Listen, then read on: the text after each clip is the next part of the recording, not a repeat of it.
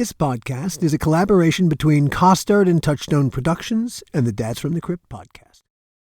Hi, my name is Jody, and I am with the Dads from the Crypt podcast, and it is my honor today to get to introduce Mr. Gil Adler and A.L. Katz, the producers, directors of Bordello of Blood, longtime Tales from the Crypt producers, and they're going to tell you this wonderful podcast, How Not to Make a Movie, that is all about the trial and tribulation of making Bordello of Blood. And they're going to fill you in, and then we're going to open up the floor for questions. So, Alan, it's yours.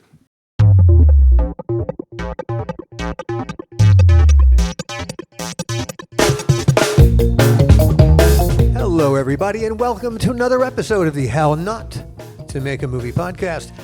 I'm Alan Katz. I'm Gil Adler.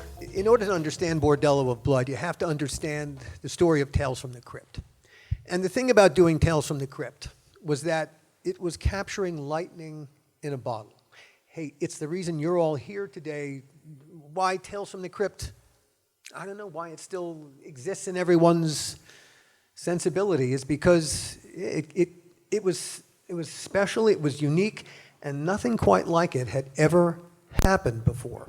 And we didn't know about it for years later. Yeah, it's the kind of thing when you capture lightning in a bottle creatively, we kind of felt it at the time, but you really don't know that you had lightning in a bottle until years, hell, a whole career afterwards, and you look back and you realize that was special.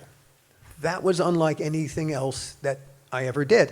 Now, the thing about Bordello of Blood is that Bordello of Blood was the antithesis, creatively, of what doing Tales from the Crypt was like. And as we'll lay out in the moments ahead, Bordello of Blood, it was a catastrophe. It was the end of our relationship as friends and our relationship creatively. And shortly thereafter, we parted ways and we didn't talk to each other for 2 decades more. And then we did a podcast. I decided I needed to do a podcast about the making of Bordello of Blood, and I couldn't do it without him. So he called me up and he said, we should do this. And I said, Alan, do you remember the pain? I remember the pain. It was a lot of pain. I don't think I want to relive that pain. And he said, we have to. It's the only way to do it. Now, the irony is that everything that Bordello of Blood wrecked, doing the podcast about it, the How Not to Make a Movie podcast, kind of put back together again. And in addition to becoming friends again, we're also working together again. And one thing we'll also talk about towards the end of this is we're trying to capture lightning in a bottle one more time, and I think we're about to do it. But we'll talk about that later. First things first, now that we've dangled something in front of you all, here's the carrot, everybody. not Bordello. Now, you're going back to Bordello? So the thing about Bordello of Blood is that it was never supposed to be. The original deal, all right, let's go back in time. The reason that there even was a Bordello of Blood, why there was a Demon Knight, and we have a great prop from Demon Knight, an amazing prop. Demon Knight was a terrific movie. So, isn't that cool? This is what who made this? Brendan Scott Murphy. Brendan Scott Murphy. This is a piece of fan art. Now, is that supposedly Demon Knight, or is that supposed to be what I look like now? I see. Good. When Gil and I went aboard Tales from the Crypt, we did not create the show. It was in existence for, the first season was 6 episodes, the second was about 18 episodes, and at the end of the second season, the producers had gone $1 million over budget. And the night before the wrap party, the executive producers were handed a financial statement that said, hey, you're $1 million in cash, get out your checkbooks, everybody. So they canceled the wrap party, they fired everybody. As one does when you're submitting a bill for $1 million to those guys. And HBO canceled the show. But they had one more season that they were obligated to, and so they had to they hired a producer who they trusted to handle the money for that last third season, and that was Gil. Oh, I thought that was someone we never met because they killed him, and then we came in. Gil was very trusted by HBO because he had produced a couple of shows for them. Gil had produced a show called The Hitchhiker for them, a long time ago. right? And then we did a show in Savannah, Georgia called Vietnam War Stories. Vietnam War Stories, yeah. And Vietnam War Stories had a problem. They were deep they had financial difficulties, and so Chris Albrecht, who was running HBO at the time, he got Gil on the phone and said, I need you to go to Savannah and deal with this. And so, yeah, and in a matter of time, not only did they get the budget under control, but he won a couple of awards. He won a couple of awards, yeah. Only he called me on a Sunday, and I thought he was inviting me out to brunch. He said, I need you to go to Savannah. And I thought that was a restaurant in L.A., and he was inviting me to, and I said, where am I going? Savannah. You mean Georgia? Yeah, I need you to go on a plane today. And so I got on a plane that day, but he failed to tell everybody in Savannah that I was the new producer taking over the show. So they thought I was an executive from HBO coming down. Just another schmuck. And they didn't have any clue why I was there until I told them. And then they were like, no, you're not taking over the show. Get out of here. And I had to have HBO on the following day, which was Monday, call them and say, no, you get out of here. And anyway, we took over that show and it won a bunch of awards. And so we came into Tales from the Crypt, and they called us in and they said, well... Now, that wasn't we, that was just you in Savannah. That was you. Now, Yeah. because Gil's a remarkable producer. He is one of the best producers in the whole business, because he knows, it's very basic. If you've got $1 to spend, you cannot spend $1. If you can do it for 99 cents, that's even better, at the same quality as $1. That's the key to being a great producer. They had this terrible problem with Tales from the Crypt. It was going to run, they had one more season they were obligated to, and that was it. And so they hired Gil, and I was Gil's writing partner. We had worked on a bunch of projects together, and so Gil insisted that if he was going to do the show, then I had to come aboard too. And the only reason I got Tales from the Crypt is because he insisted. And speaking the way he's speaking today, he's also my new agent. He doesn't know about it yet. But when Gil and I took over Tales from the Crypt at the beginning of the third season, it was supposed to be it. But when Gil and I got the gig, there were two things that we wanted to do. And one was to really take the show back to its roots, hey, I was a fan of the EC Comics when I was a kid. I had those things under my covers. I loved, and Mad Magazine. Bill Gaines's world, I loved. And the other thing that we thought the show needed to reinvest in was the Crypt Keeper. Up to that point, through the first 24 episodes, he pretty much sits in the same outfit, on the same set, and says pretty much the same stuff. And very dimly lit and not very accessible. And we had a whole different take on that. Our question was, but what does the Crypt Keeper do when he's not being the Crypt Keeper? At the end of the day, when he punches out like everybody else and he goes home, what does he do? What does he like to do? What does he like to eat? What does he like to watch on TV? Who are his friends and loved ones? And that, I think, more than anything, helped make the franchise the franchise. Because also tell you how weird we are in terms of thinking. Oh, but hey, We're his friends. But the thing is, if you're going to do a TV show, you have to think of it on a completely cellular level. You have to go deeper than anyone wants to go. You have to understand, well, why are you making this show? Why would any one of you want to watch this show?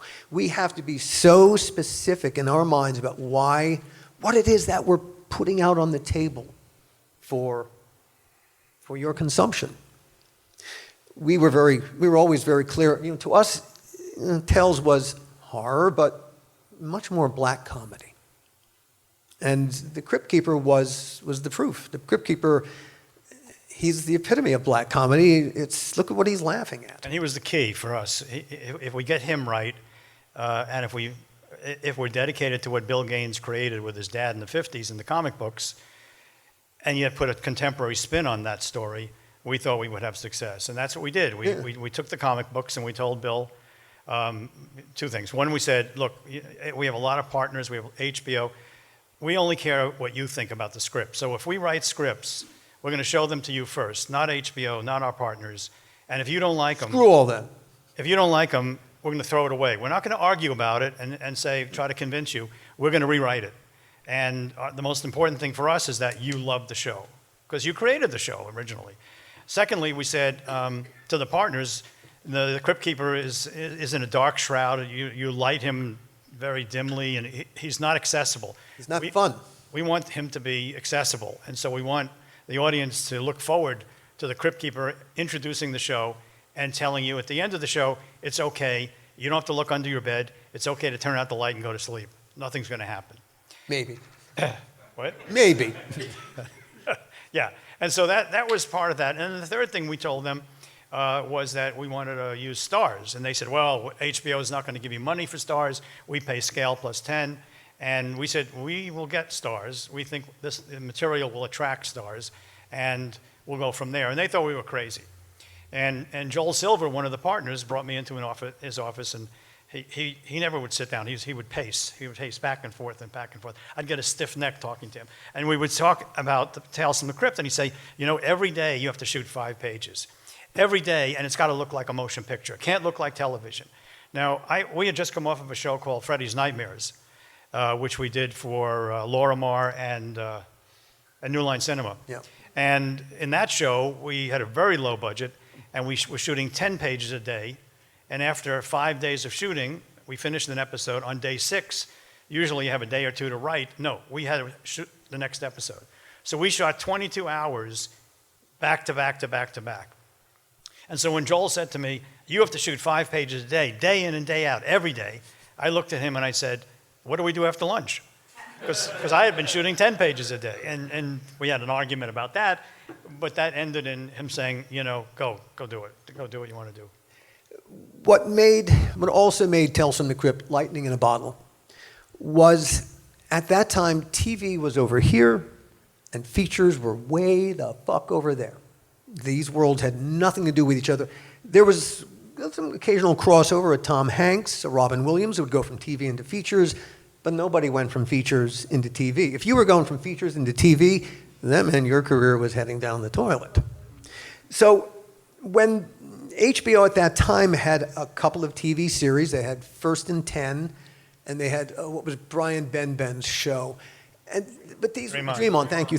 These were Dream On, but these were situation comedies with tits and the word fuck. That was really the only thing that differentiated those shows from things that you'd see on ABC or CBS. When the partners approached HBO, the idea really was to put movie prowess on TV. So they make the deal. They make the first 3 episodes. There's a screening, the press and crew screening. This is before it goes out on HBO.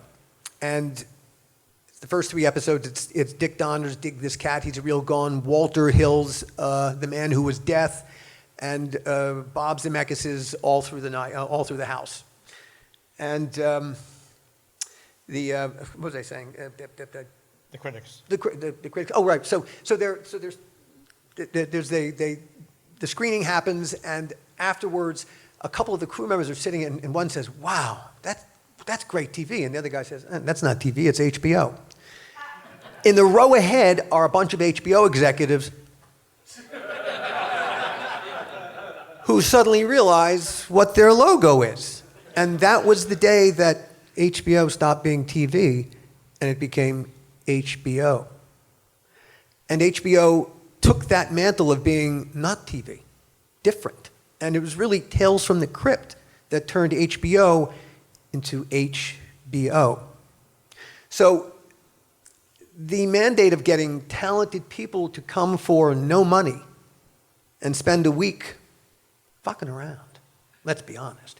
Really, that was part of the appeal. We offered some very talented, big-name people who get paid a lot of money to do a particular thing, to do something else. Let me share a little secret with you about casting and actors. I don't know if this is true for Gil, but it's true for me. I've hired a lot of actors. I've never, ever hired an actor and wanted them to act. Actors have to be. Because if you're on a stage, yeah, you kind of have to act. The guy in the back row can hear and see you. But the camera sees everything. And the camera will see you acting. And so for the camera, we need actors to be. And really good actors are very good at being incredibly honest about their emotions. They can, wow, they're amazing. They can kind of push a button somewhere, and suddenly the sadness of losing someone dear to them is playing out in front of you. That's a remarkable skill. And it is a skill, it's a craft. This is what I need an actor to be. I'm giving them a different name. I'm giving them some words that aren't theirs. But we need them to be as emotionally honest as themselves, and that's what plays in a story. That's what we all see. So the fact that we could get these actors to come in and do stuff they never got to do because no one hired them to do it, that helped. And so the lightning in a bottle came from 1,000 different angles, because we had feature film producers who expected feature film results. We had feature film actors. We had feature film, our DPs, our directors of photography, all of the people who scored it were feature people. So the feature world came and plopped itself down on HBO. And really, from that is where things like Game of Thrones ultimately came from. Now, the world we all live in today, streaming especially, changed the whole dynamic of TV. The whole business is completely in flux. There's a strike on. Perhaps you've heard. The writer's strike is going to go on probably through the end of the year. We didn't write anything for this thing, by the way. Just Anybody from the union out there, we didn't write anything. We didn't cross any picket lines or anything. We'll go off on a little sideline here for a second. What the writers are striking about is the fact that, let's be honest, film and TV are not a writer's medium. They're kind of everyone else's medium. A screenplay is a floor plan, but someone else has to put the windows on and the roof and all these other pieces that would make it a functioning structure. But you can't do it without the floor plan. Without the floor plan, it's going to be jerry-rigged crap. So the writer is still essential. Jack Warner, the head of Warner Brothers, famously referred to writers as schmucks with Underwoods. Gil and I were the writing staff on Tales from the Crypt. We were, again, Tales was unlike any show that had happened because of all these things that just fell into one place. And then I got much more involved with the producing of it than Alan did, so really the writing of it really fell on his shoulders, yeah, more than mine. Because I was so busy running around we had all these fancy schmancy directors, all these, Billy Friedkin, John Frankenheimer, Tom Hanks, Michael J. Fox. I mean, we had Arnold. We had great directors and great actors, and many of them didn't know how to direct, or they knew how to deal with actors, but they didn't know how to deal with special effects, or they didn't know how to deal with camera. And so we would say to them at the beginning, look, tell us what you feel most comfortable with. That's great. But tell us what you feel least comfortable with, because we'll fill in. We'll make sure that the visual effects work out. We'll make sure the camera works. We can help you a lot. We can embellish this. And so we set an environment for first-time directors and for seasoned directors to be in a situation where, as producers, we weren't there to condemn them. And up until then, producers would come to the set and go, you've got 10 shots and you've got a half a day. You're never going to make the day. So I'm going to close you down in 6 hours, and you got to figure it out. And they would walk away. We took a different position. We said, we're going to help you. A typical situation was we worked with Toby Hooper on a script that we wrote called Dead Weight.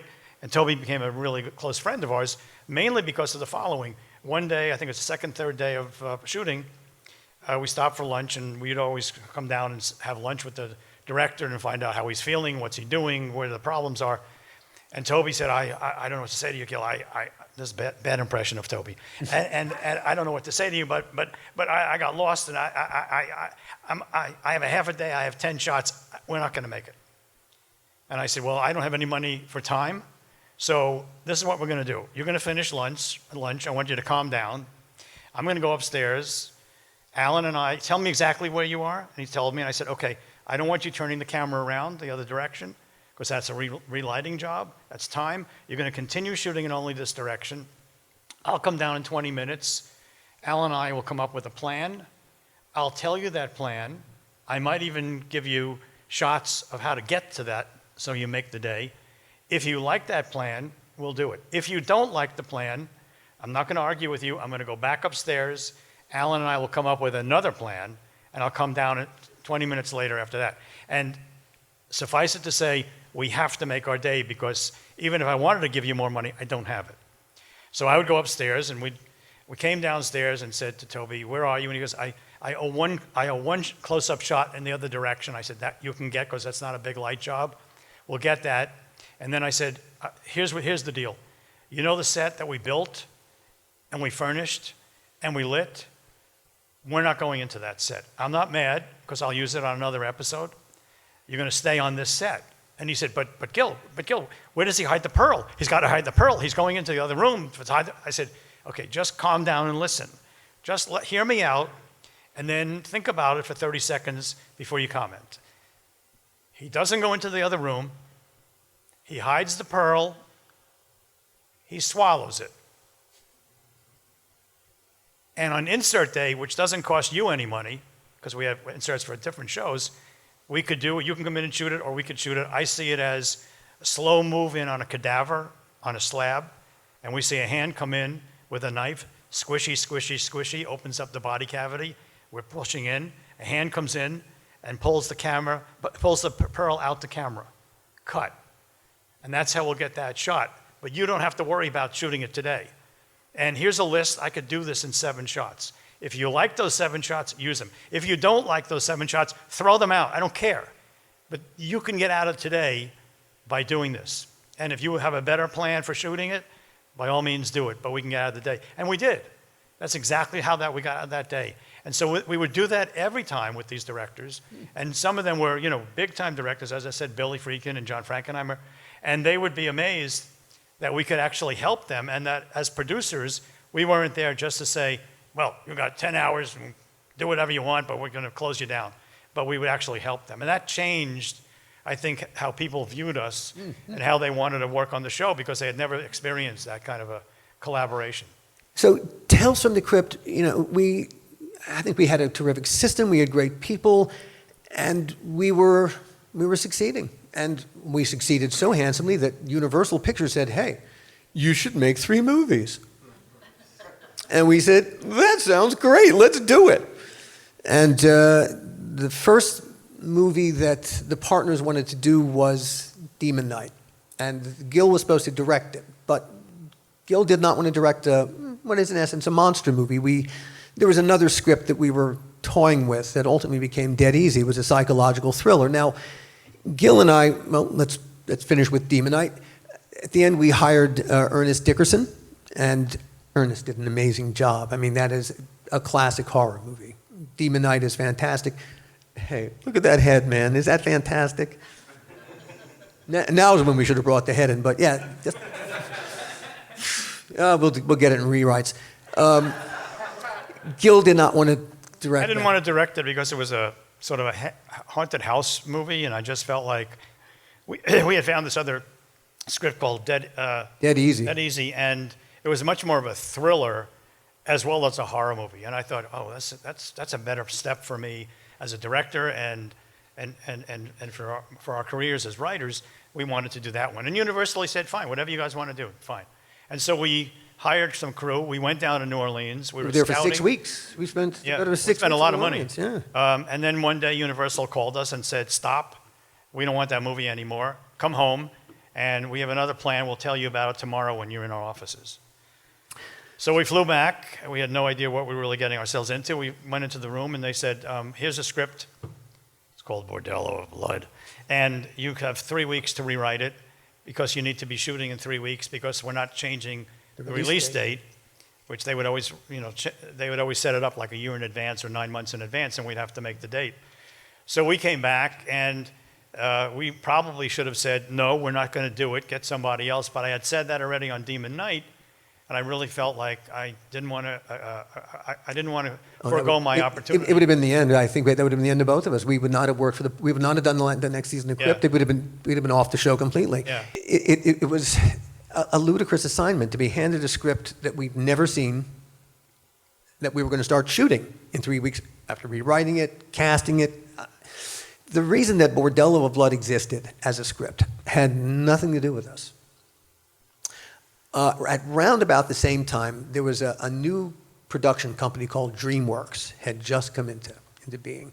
And that was Steven Spielberg, and he, of course, had been in Universal, and so though he stayed on the lot, he was no longer part of them. He was his own company. And DreamWorks, as companies do, they began to set up deals with other talented people, and Universal was desperately afraid that they would lose another piece of talent that Bob Zemeckis, Spielberg was his mentor. They were desperately afraid that they would lose Zemeckis too, so they approached Bob. They said, Bob, look, we love you here at Universal. You got to stay. Bob, well, what can we do to make you stay? And whatever the rest of the deal was that Bob made, obviously it was enough to make him stay. Part of the deal, Bob's a very loyal man. He's a great collaborator, extremely loyal, especially to his first writing partner, Bob Gale. Now, Bob Gale's a very talented man, but he's not the same person as Zemeckis, and he doesn't have the same skill sets. He has not succeeded in the way that Bob has, and Bob has always tried to help Gale whenever he could, put a couple of bucks in Gale's pocket. And so he said, hey, if you were to buy the first script that Gale and I ever wrote when we were at USC, it's called Bordello of Blood, give us $500,000. That would be a good part of the deal. And so as part of Bob's deal to stay at Universal, Universal bought Bordello of Blood for $500,000. And then Universal started thinking, well, we've just spent $500,000 on the script. We're just going to throw that money away? Hey, Bob is executive producing a horror movie over here. Well, we don't give a crap about Dead Easy. They spent $50,000 on that. Nothing. They would just bury that in our budget. And so they said, hey, instead you're going to make Bordello of Blood. It's got Bob Zemeckis and Bob Gale's name on it. It's better than your names on the script. All that was true. And they also wanted to punish us. I just think. And really, that might just be me, though. I don't know. And really and truly, it was nothing to Universal what movie Tales from the Crypt made. They really didn't care one way or the other. It was quite cynical. And at the same time, there was something else happening that had a profound impact. And one of our executive producers, Joel Silver, was making a movie in Seattle called Assassins, which starred Antonio Banderas and Sylvester Stallone. And Joel suddenly got it into his head, since we were going to do Bordello, there was a way to placate his star, Sylvester Stallone. And Stallone got it into his head, since we were now doing this other movie, hey, what if we made it in Vancouver, just across the border from Seattle? Then his girlfriend and he could visit back and forth. That was the plan. And Joel thought this was a fantastic idea. And of course, hey, why not make Angie Everhart, his girlfriend, the villain of our piece? That's splashy. Now, in Joel's defense, at this same time, there were so many plates spinning in the air. Joel had a film in the can that hadn't opened yet called Fair Game. It starred Cindy Crawford, and Joel had it in his head that the next big thing was going to be supermodels starring in movies. And so Cindy Crawford was going to be a star. Angie Everhart, it was a natural. Hey, this would be, after Cindy Crawford, Joel was going to be the genius who saw the curve and was anticipating the curve. Cindy and then Angie. And so I was actually hoping that he was thinking about replacing the Crypt Keeper with Angie, but I was wrong. I suspect if we had wrong. had 6 months to rewrite that script, well, Maybe. But you know what? Just to give you a side story as a director of the movie, Angie would go to Seattle every weekend to see Stallone. And when she would come back, she would sound like Stallone. So I had a vampire, a supermodel vampire, who sounded like she came from Brooklyn, and she had just gotten out of the ring with Rocky. And so it took me all day Monday to get her back to where we were, so we would lose almost the entire day. And she wouldn't hear it. I'd say, Angie, you sound like Rocky. You sound like Stallone. If I wanted Stallone to play the vampire, I would have hired Stallone. And she would say, no, I'm not doing it. No, we didn't. And I knew they were doing line readings, and he was telling her how to do it. And so anyway, that's part of our problem when we would... but But the problem was bigger than that because Stallone when he got his girlfriend onto our movie, he had an ulterior motive. Yes, she visited him on set for a couple of weeks, but then we would get phone calls from their set asking us to hold Angie. That, could we tell her she had to stay in Vancouver for the weekend so she couldn't visit Sly? And it turned out that he had a piece of action on the side. And it wasn't either of us. No, it wasn't. Now, there's a very famous story about Sylvester Stallone. Stallone has never denied this story. The question has always been, on what film set did this occur? Now, all I can tell you is I had never heard this story before about Sylvester Stallone. I heard it for the first time on my set because, something that I'd heard through our front office, that someone had heard they had been talking to the set in Seattle. And apparently it went something like this. So Stallone finishes a scene, and he goes back to his trailer, unaware of the fact that his lavalier mic is still live and broadcasting to the sound truck. Awaiting him in his trailer is, let's call it a sweet young thing. And Jennifer Flowers. No. And she begins to give him head. And apparently his thing is, stroke the shaft, cup the balls. That's it. Stroke the shaft, cup the balls. Well, suddenly it's broadcasting back to the sound card. And suddenly people are gathering around the sound card. They're listening to, stroke the shaft, cup the balls. Stroke the shaft, cup the balls. The next day, Stallone arrives on the set, and everyone is wearing T-shirts that say, stroke the shaft, cup the balls. I would pay dearly for one of those fucking shirts. If we could only write like that, Okay, so 2/3 of the way through our shoot, Stallone breaks up with Angie.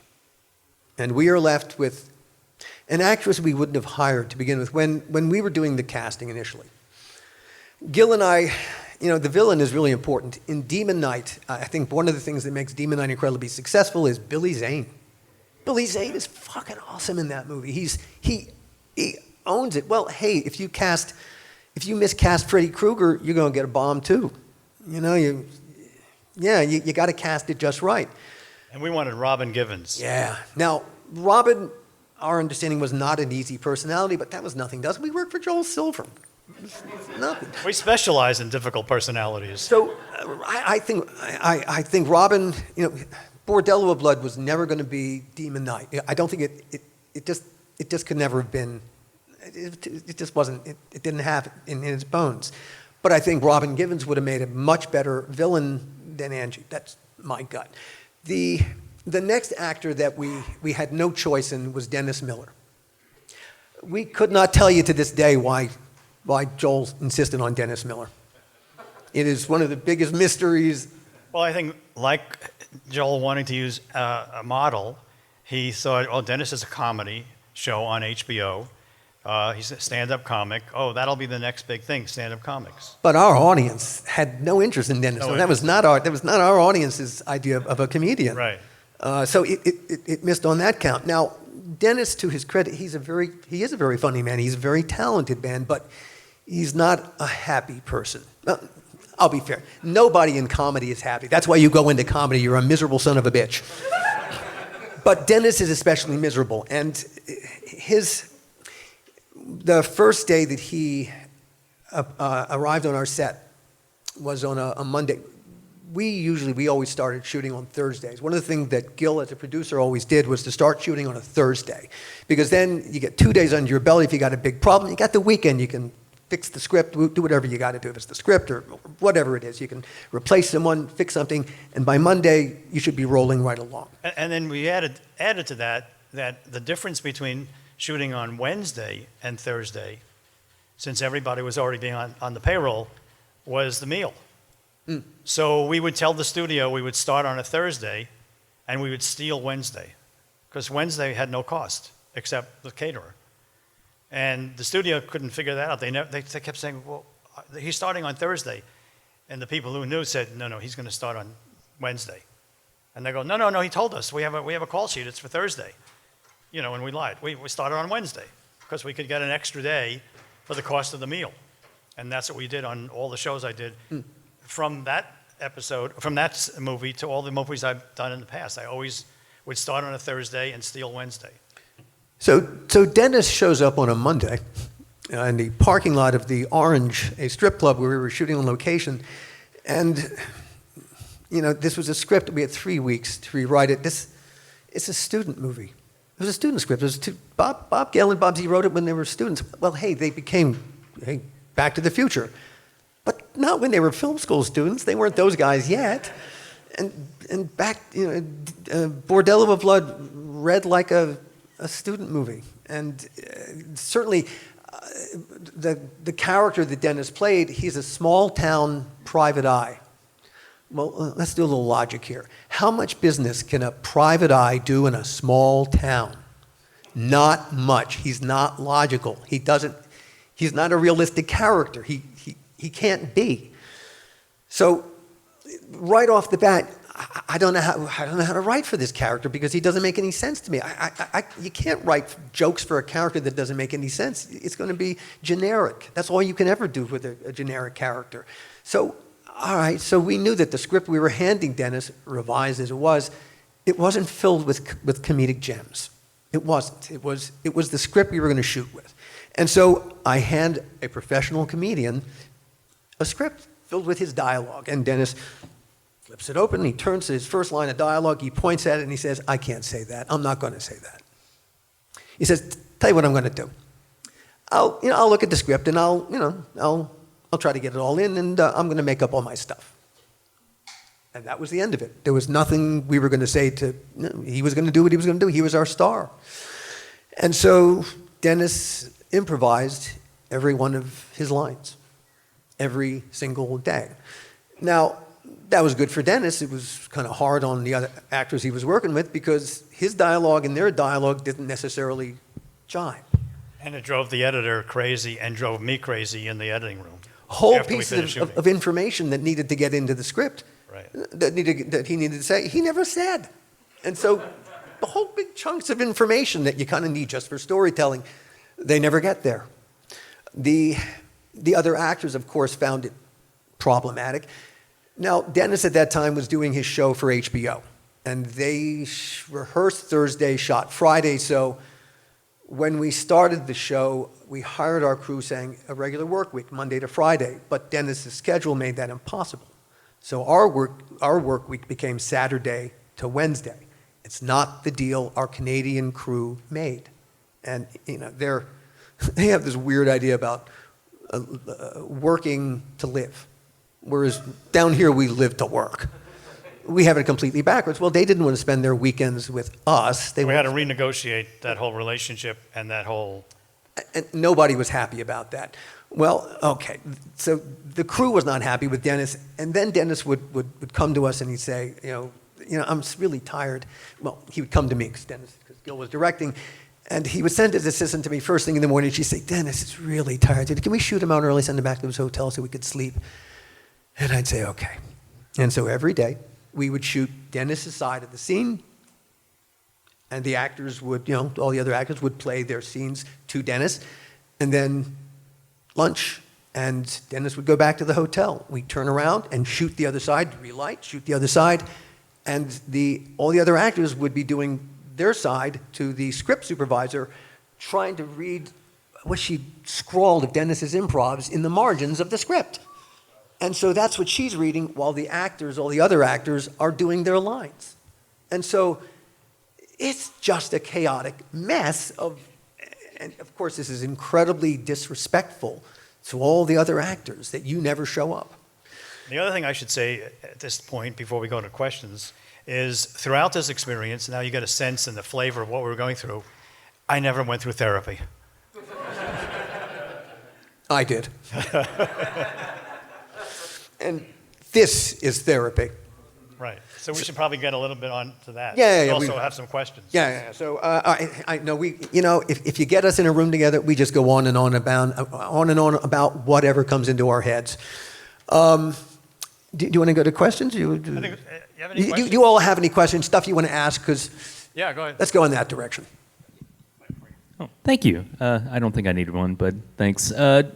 You said you wanted Robin Gibbons to play the female lead. Who did you want instead of Dennis Miller? Danny Baldwin.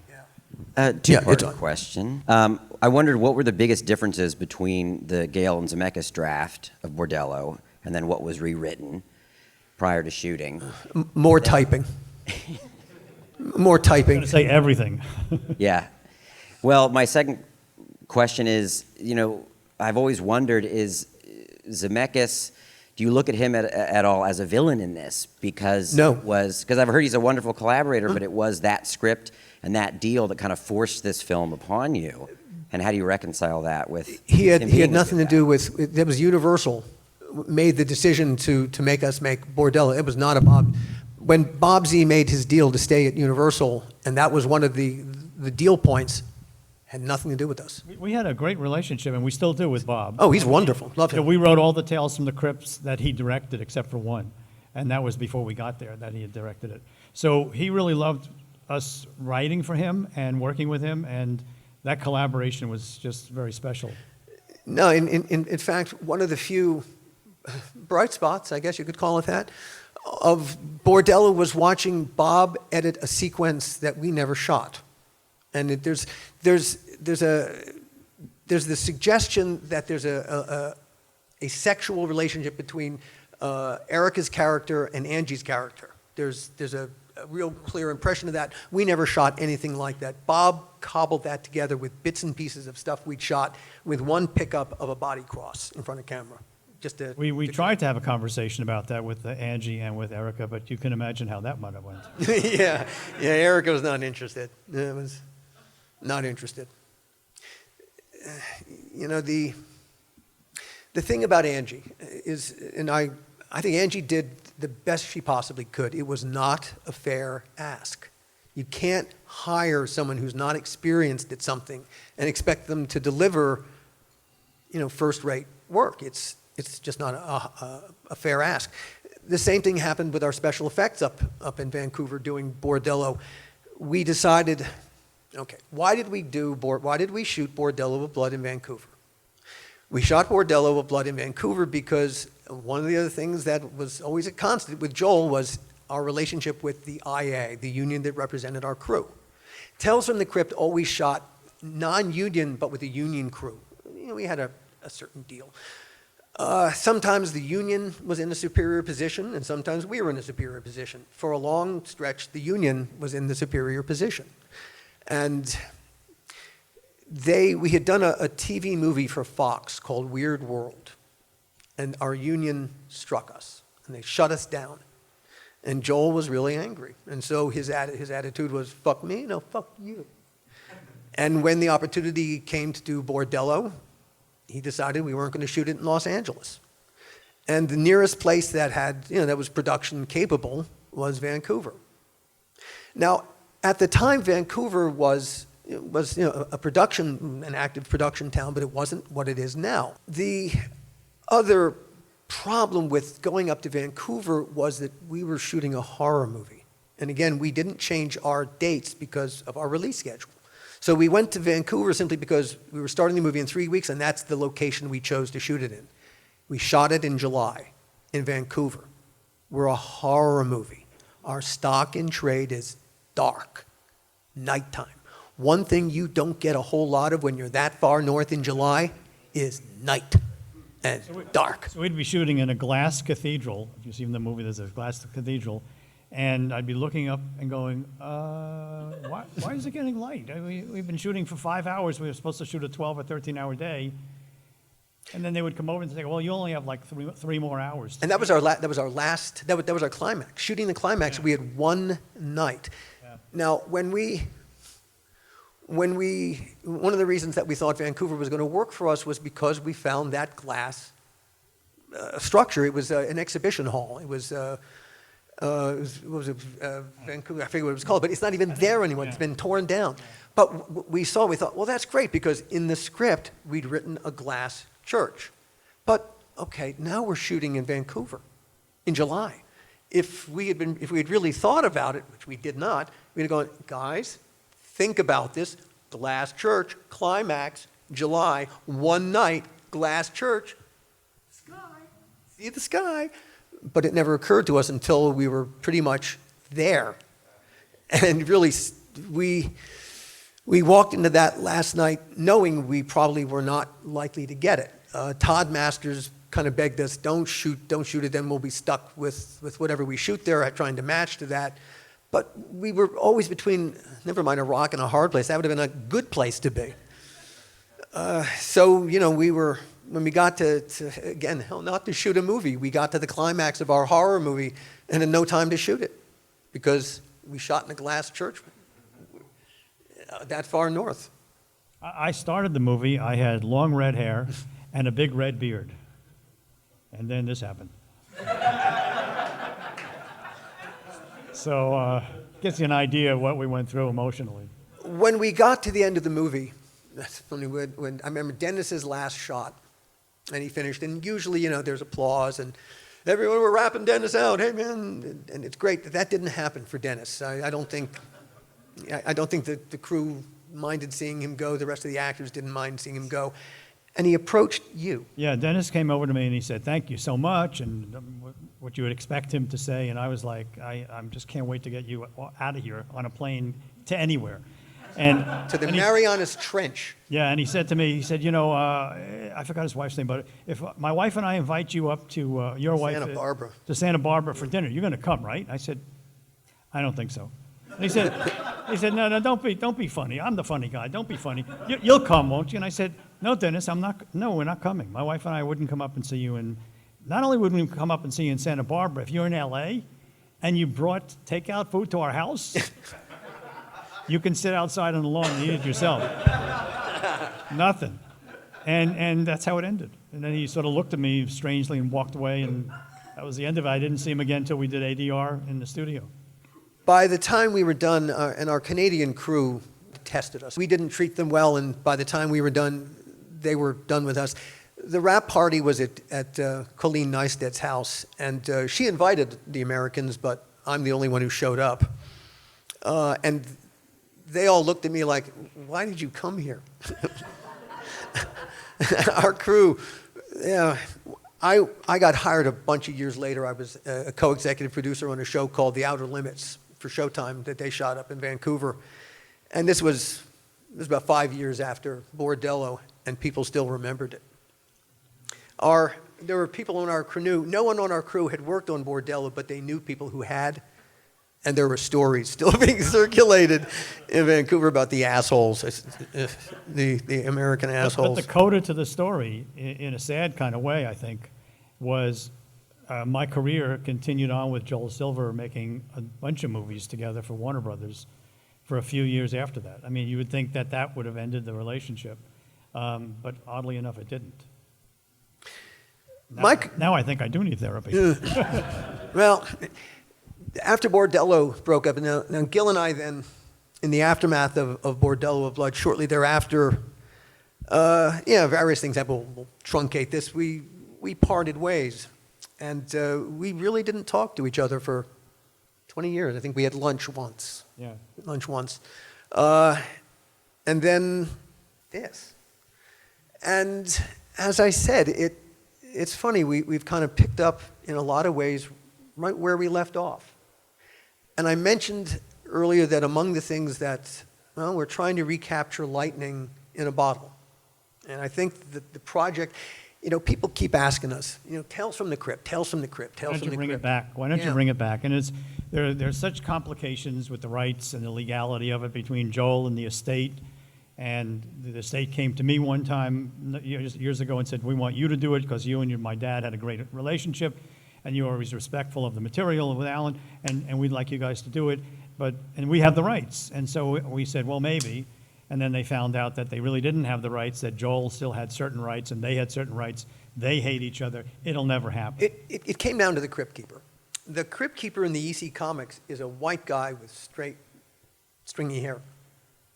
Kevin Yeager created a completely different character. And so the IP, the intellectual property that is the EC Comics is one thing, and the Crypt Keeper is an independent, completely different piece of IP owned by Joel Silver.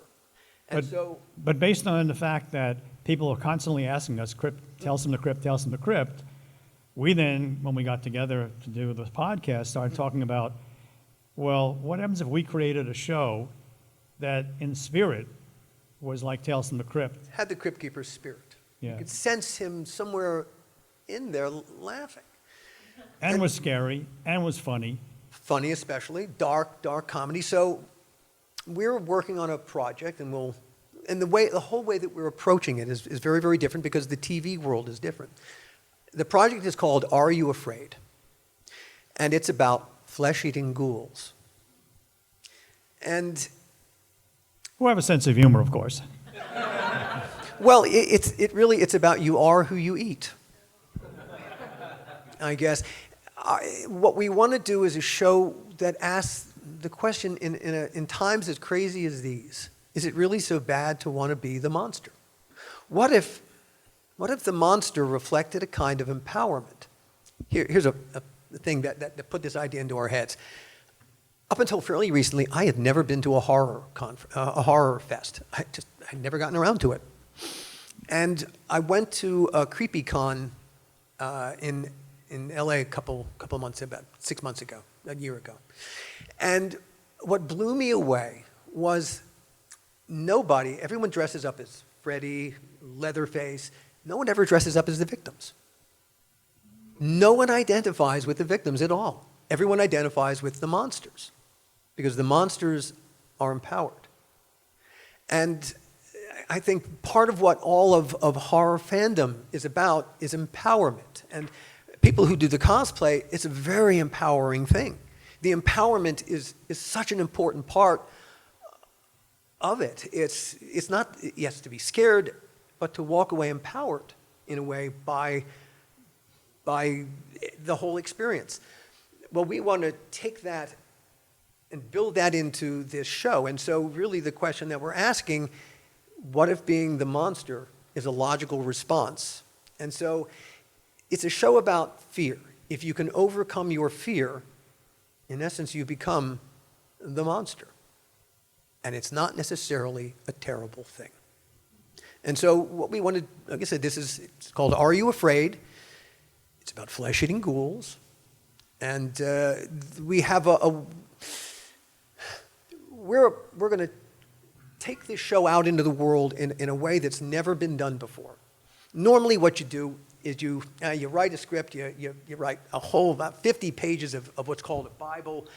It's the whole world, beyond that first script. What's this show going to be? Every other episode, season 2, season 3, season 4. Who are all the characters? Everything about them. You write everything. And then you walk into a room with a bunch of guys in suits, women in suits, people in suits, just suits sitting there on hangers, and you try to sell them your idea. Well, what if we do it differently? Because here's a funny thing. This is a true fact. When you cast these days and you have a choice between two actors, you know which actor you'll choose? The one who has the better social media presence. Because they'll bring eyeballs to it. That is the way an awful lot of the business is going to get run. It's through the pressure of social media, the audience that social media can bring to a project. So what Gil and I what we want to do with this project is to take it out to you first, the audience. We want the audience, we want to, in essence, sell it to you, but tell it to you. We want to share everything about this idea, except for some important details that would ruin the surprise, some surprises, but we want to create the world in advance of walking it into an office with a bunch of people with suits. We want our audience to want it before we take it in. And so this is a whole new way of doing business. We have a website that we've created. It's called, the show is called Are You Afraid? And it's HTTP. areyouafraid.com, separated by dashes, r-u-afraid.com. That's our website. And we're going to begin to build the world in this website, a sense of what this TV show is.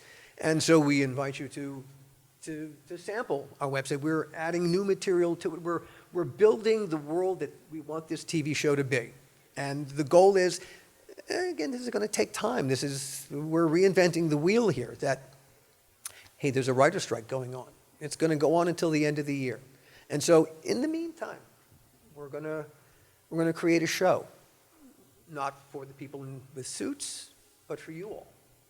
And our goal is, if our audience wants this show, then we'll take it in and we'll go make it. And so the empowerment is the audiences, and that's even the way we want to do this show is all about you. And we think that's really the future. That's really how shows are going to get made in the future. Because and at the end of the day, we're nothing without you. We, the content creators and the consumers, this is a very, hey, we need each other. And creators are consumers. We're all the same. We're all in this together. And we couldn't be happier. I think that's a great way to wrap it up. I have one small, short answer question that I wanted to ask you guys. How long has it been since you were physically in each other's presence before this weekend? We saw each other once a couple of weeks ago. In LA. Gil's been living in Vancouver. And of course, getting down, you haven't gotten down too often. You got down a couple of weeks ago, but you were staying so far outside of town that it was just impossible to get to, just because the schedule is so booked doing the podcast. It just takes up a lot of time. But we visited Mike Vosberg. You remember every time we did a cover on Tales from the Crypt, there was always a Tales from the Crypt cover. Those are all drawn by a really talented comic book artist named Mike Vosberg. And as part of our Are You Afraid project, Mike Vosberg is doing some of our concept art. And it's really terrific. And so we were visiting with Mike to see it. And so because it just gave us a chance to actually see each other. So for the first time in pretty much 25 years, and so this is only the second time, really, that we've had a chance to hang out. 25 years, guys. That's amazing. We are so grateful to have you here. you haven't changed a bit. I was a little concerned when you said, oh, here's the Crypt Keeper. When is Gil getting here? That's fantastic. Right after this, we have a memorabilia signing right across the hall in the Crutchfield room. Please make your way over there. We're going to get them set up. We're going to take some photos of them first, and then we'll let you guys in when we're ready for that. We do have more Tales from the Crypt, Gil and Al content coming to you. We've got the Dead Easy live script read, which is coming this week. And we also have what am I forgetting? The Bordello commentary. They recorded a brand new commentary track for Bordello of Blood just for little old us. And guys, it rips. You gotta go check it out. Do you hear that? They'd never watched the movie together before. It's like a therapy session. It's fantastic. It's better than the commentary that's on the Shout release. I'm just going to say that. All right, anyway, let's give it up for them again. You have a couch I could lie down on. I think so. Yeah, we can do that. Talk about your mother. That'd be fine.